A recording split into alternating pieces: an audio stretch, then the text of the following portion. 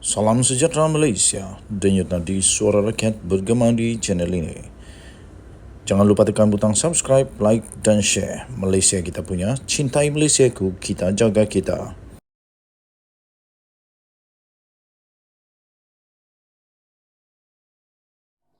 Salam sejahtera Malaysia. Denyut nadi suara rakyat bergema di channel ini. Calon PRN yang dipilih adalah yang terbaik. Itu kata Datuk Seri Anwar Ibrahim. Berita ini pasti menakutkan semua ahli-ahli PAS Bersatu Perikatan Nasional Mahathir punya geng itu. Jadi calon PRN yang dipilih adalah yang terbaik. Itu kata Datuk Seri Anwar Ibrahim. Datuk Seri Anwar Ibrahim berkata, isu tidak puas hati sesetengah pihak berhubung senarai pencalonan yang diumumkan menjelang pilihan raya PRN di 6 negeri pada 12 Ogos ini adalah perkara biasa bagi setiap pilihan raya. Biasalah. Perdana Menteri juga Pengerusi Pakatan Harapan PH yakin pemilihan calon telah pun dibuat sebaik mungkin sebagai persediaan PRN di Negeri Sembilan, Selangor, Terengganu, Kelantan, Kedah dan Pulau Pinang. Katanya dalam dunia ini, dalam pilihan raya, tiada semua yang dapat berpuas hati. Jadi kita dengar dan secara hormat serta cuba terangkan tetapi tidak akan memuaskan hati juga untuk semua pihak. Saya fikir telah buat sebaiknya, katanya. Selepas itu beliau berkata demikian pada pemberita selepas majlis penyerahan watika pencalonan kepada 6 calon PKR di Negeri Sembilan bagi PRN kali ini. Ditanya sama ada isu itu akan menjejaskan sokongan parti, Anwar yang juga Presiden PKR berkata setakat ini keadaan terkawal dan semua pihak perlu untuk memberi peluang kepada calon baru. Katanya sepatutnya sekarang giliran yang lain. Kita pun perlu ada pelapis. Tidak bolehlah seorang itu kekal selamanya, katanya. Mengenai manifesto PRN pula, Anwar berkata ia akan dilakukan mengikut negeri masing-masing. Terdahulu Anwar menyerahkan watikah kepada Datuk Seri Aminuddin Harun yang dicalonkan untuk bertanding bagi kerusi Dewan Undangan Negeri Dun Sikamat, Tengku Zamra Tengku Sulaiman di Ampangan, Nur Zunita Begum di Pilah, Ismail Ahmad di Labu, Yeo Bun Lee di Chuah dan Dr. Raja Sekaran di Seri Tanjung. Okey, tuan-tuan dan puan-puan yang dihormati sekalian, saya percaya semua yang sudah dipilih untuk uh, semua yang sudah dipilih untuk pilihan raya negeri yang akan datang ini adalah calon terbaik untuk PRN. Jadi tuan-tuan dan puan-puan yang dihormati sekalian, jangan ragu-ragu. Jangan takut-takut untuk undi. Okey, jangan ragu-ragu, jangan takut untuk undi kerana mereka sudah diberikan penilaian sebaiknya. Mereka sudah diberi penilaian sebaiknya apakah mereka ini boleh menang atau tidak, ya, boleh menang atau tidak. Sudah dibuat penilaian, sudah dibuat ujian, sudah dibuat kajian, semuanya lengkap. Semuanya bagus. Jadi tuan-tuan dan puan-puan, jangan risau, undilah calon yang anda suka. Saya tak cakap undi PH, PN, tidak.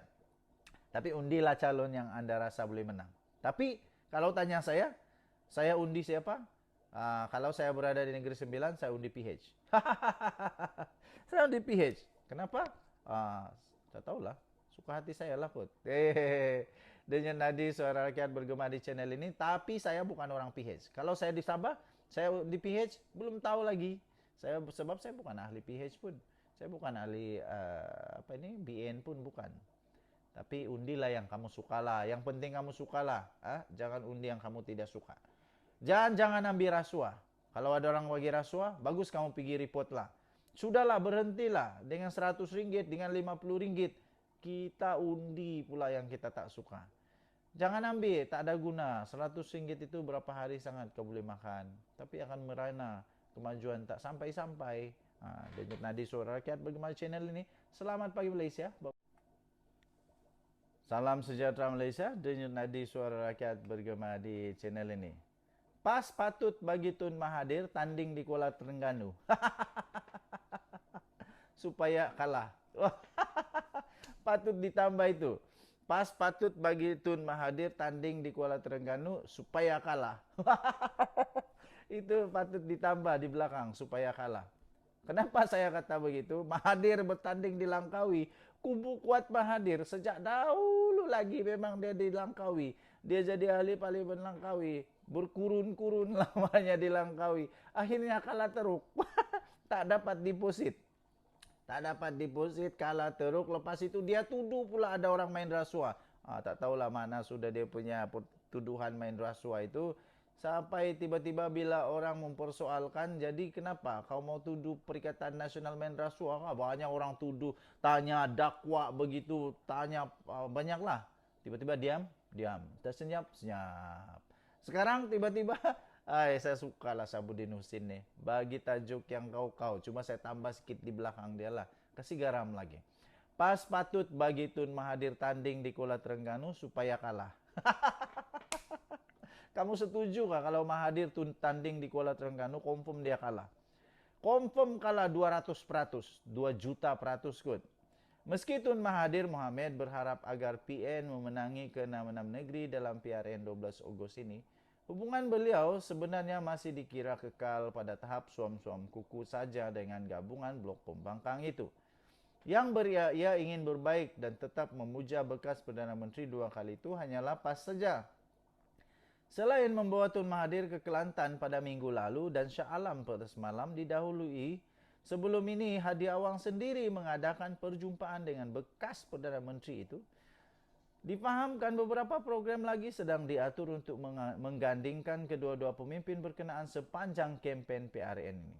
Sebaliknya bagi Bersatu, walaupun Mahyadin Mat Yassin ada berjumpa empat mata dengan Tun Mahathir tidak lama sebelum ini, dan turut bersama dalam satu program di Kelantan minggu lalu, hubungan itu dikatakan tidak lebih dari sekadar rasa hormat semata-mata.